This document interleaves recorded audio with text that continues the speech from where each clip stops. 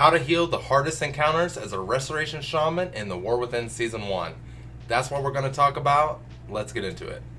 Welcome back to another video, guys. It's MrHorse. We're going to start off with the first boss of Arakara. This is pre-nerf footage, but we're going to talk about the post-nerf changes to the Poison Cleansing Totem and how you can combat that in a couple ways around that, actually. It's not just one. So let's get into it. So we'll roll the footage. Alright, so you notice that we have cultivated poisons right here. It comes out in 1 second. So let's just watch that. We got our poison out. Boom, cultivated poisons. I drop my totem. Poison cleansing totem immediately. So, as you see, it's right up at the top left here. Now, ideally, you want to press Totemic Recall immediately after. So that's going to get rid of your first set of poison cleansing totems, and then you get that poison cleansing totem back. So that's what I should do here. I don't know if I messed that up. Oh, you see what I did? So don't do this. This is actually a good example. So especially with the cooldown of the 2-minute cooldown of poison cleansing totem, what I did was I accidentally pressed the healing stream totem, and then I pressed Totemic Recall, and then that gave me a healing stream totem back, not the poison cleansing totem. So it's very important that you poison cleansing totem immediately after you Totemic Recall, and this will get you the poison cleansing totem back, so that way you don't have to wait 2 minutes. Another way you can combat this is by having another elemental shaman or another enhancement or any other shaman in your group. They can also take poison cleansing totem and they can do the same thing.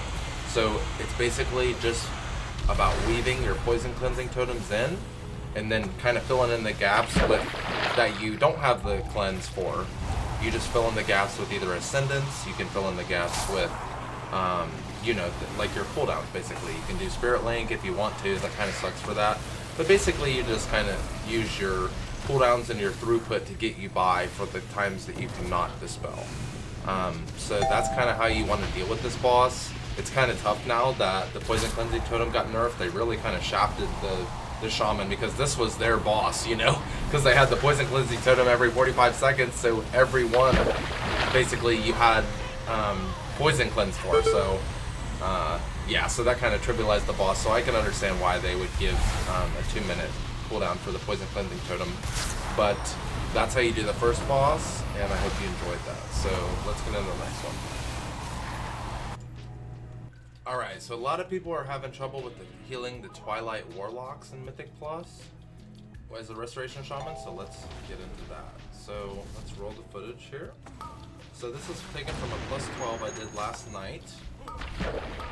So basically the tank gathered them up, and what these mobs do is they put a healing absorb on one member of your party, and they used to put like 2 or 3 per caster, but I think they nerfed that on the first week, so there's only 1. But if you have multiple of them, there's multiple heal absorbs.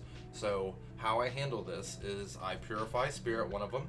As you can see, I just got the DK just recently with my Purify Spirit, and I put an endcap totem to basically stabilize the pack and kind of give everyone a reset, so that way they can get a second to look at the pack and make sure that they're on their kick assignments, etc. It just kind of gives you some buffer time so you can do some damage.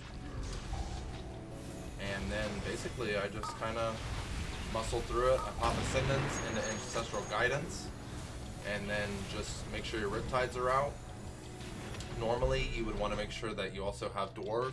Racial can get rid of it, and things like that, but that's not always available. So I just kind of make sure I dispel them as soon as they get it, because you don't want to worry about healing them, you just want to dispel them.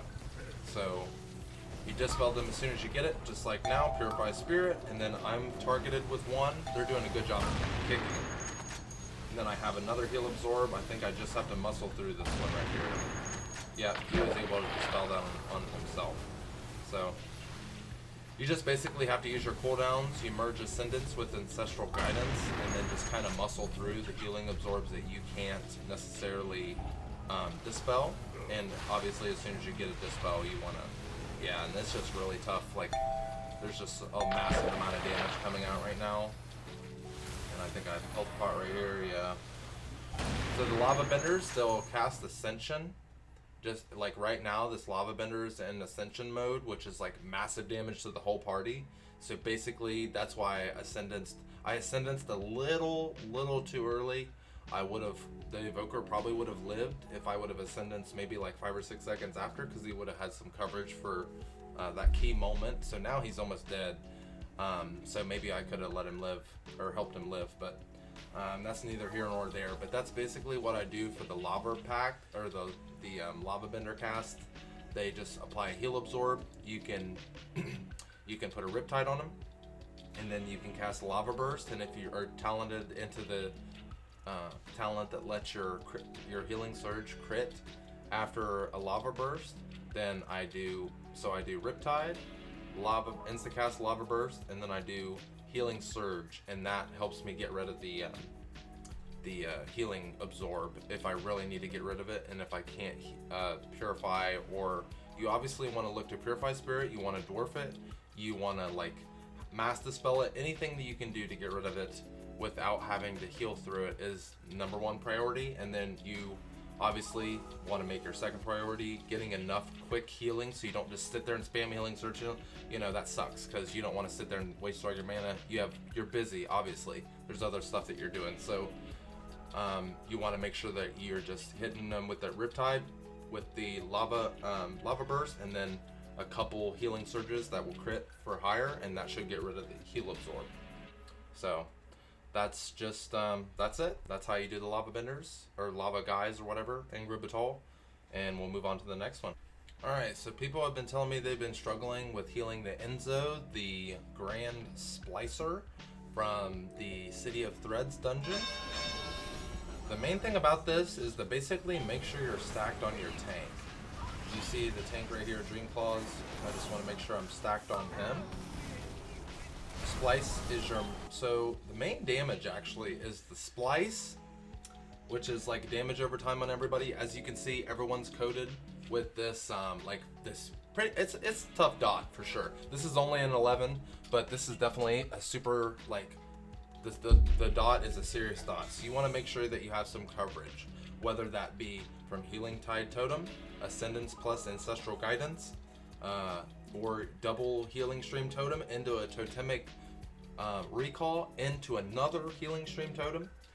You can do any variety and mix and match those as you wish, but you have to make sure that they're topped up for the Splice, because you basically, the Splice, you can't mess around with it. Everyone has to be topped up immediately, because sometimes during the fight there'll be a massive freaking guy come up and smash the whole party, and if they're not topped up, they die. This right here is a group Umbral Weave.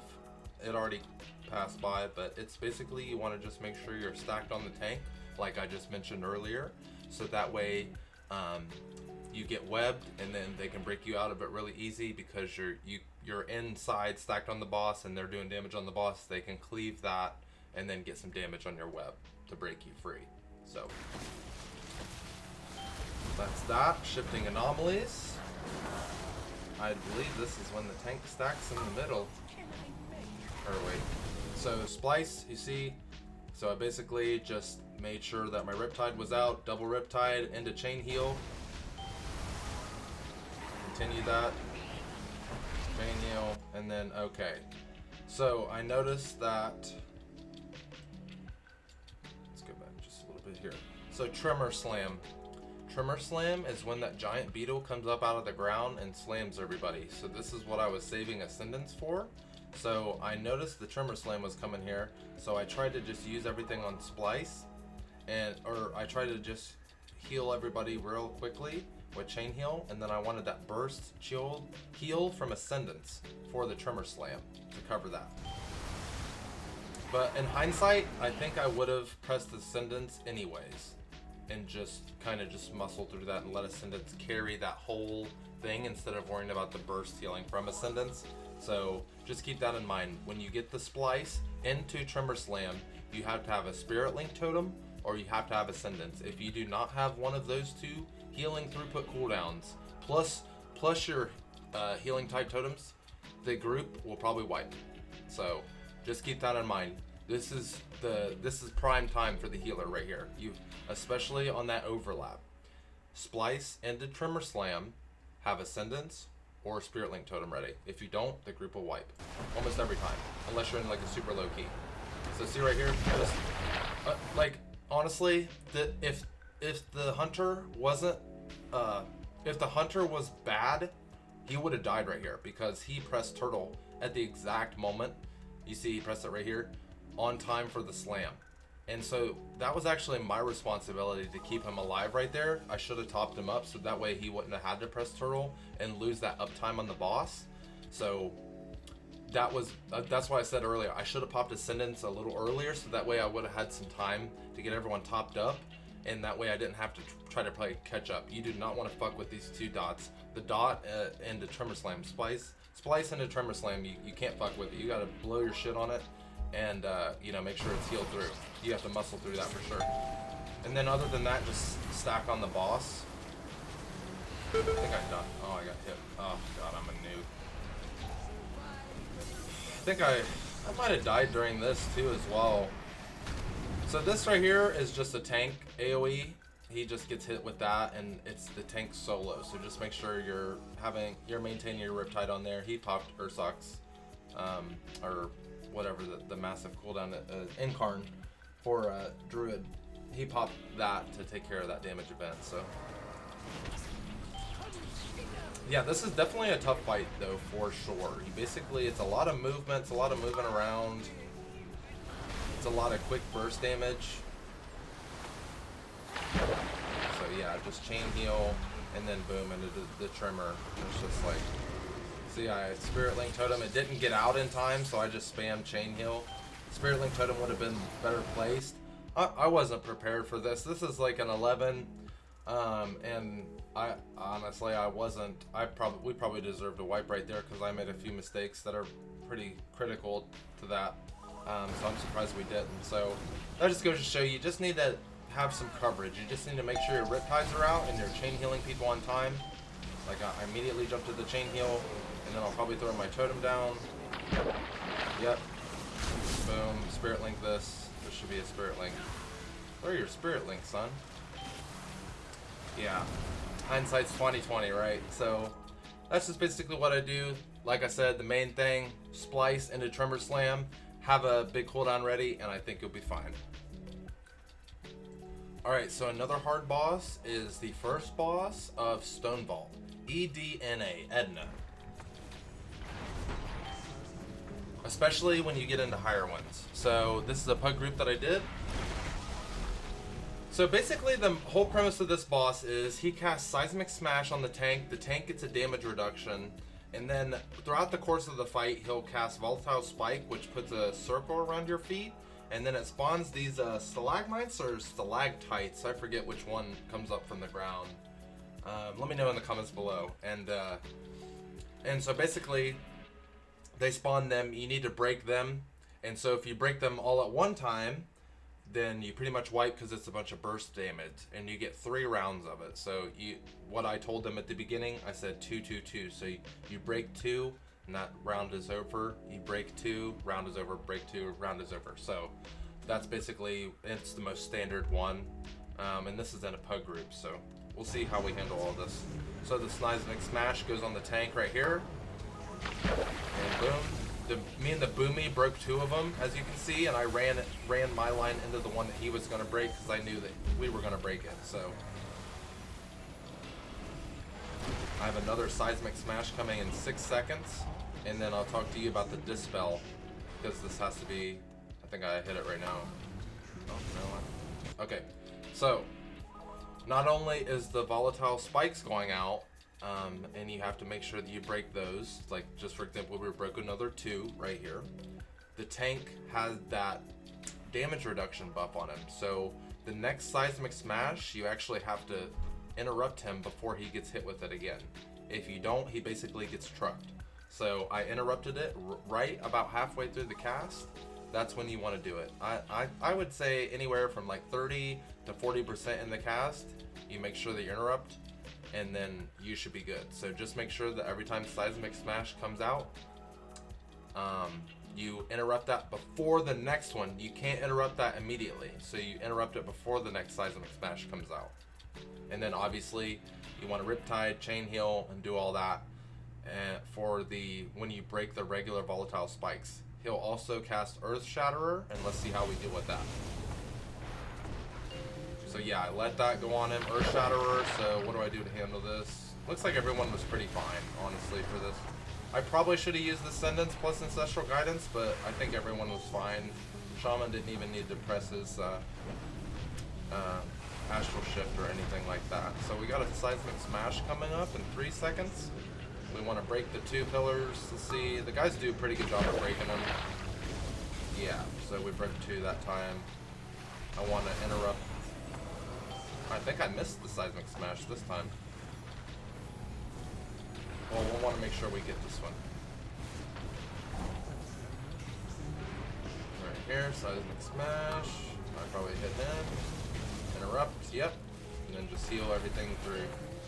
So it just kind of makes it easy when you just want to make sure everyone's topped up by Earth Shatterer. And just keep your basic rotation. Ascendance when you need it. You know, Spirit Link, all that good stuff. Making sure everyone is using their cooldowns. And that's pretty much how you do that. So the main thing is you want to break the 2 volatile spikes. You want to interrupt the Seismic Smash before the next one comes out. So Seismic Smash, you let it stay on the tank, and then right as he's casting Seismic Smash again, you interrupt him. So do those things and you will be fine as a Restoration Shaman on this fight.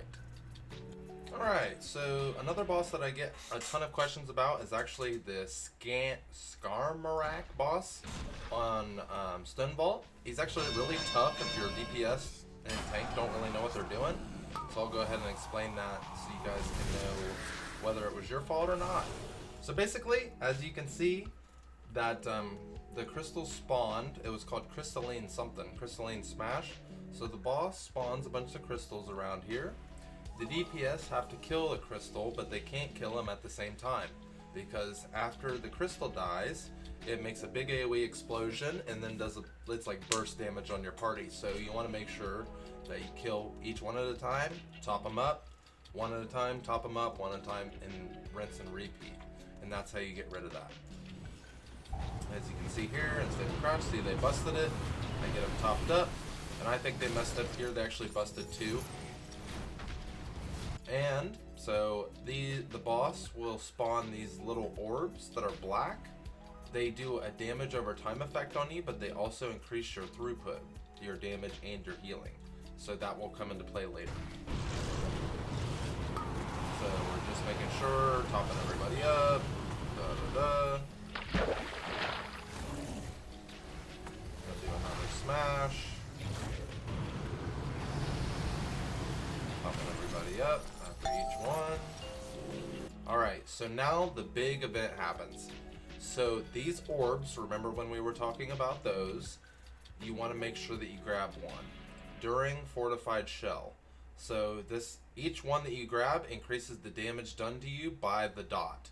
It puts a dot on you, but in turn it increases your throughput, so you don't want to hold it onto it for too long. So you want to make sure that you grab one to increase your throughput for the Fortified Shell. The Fortified Shell, the boss gets a shield on him, where the damage, they have to each grab one or 2 or 3 even of these orbs, and they need to burst that shell down. So that way you guys don't wipe to the area of effect damage. That it does pulsing damage until you break the shield.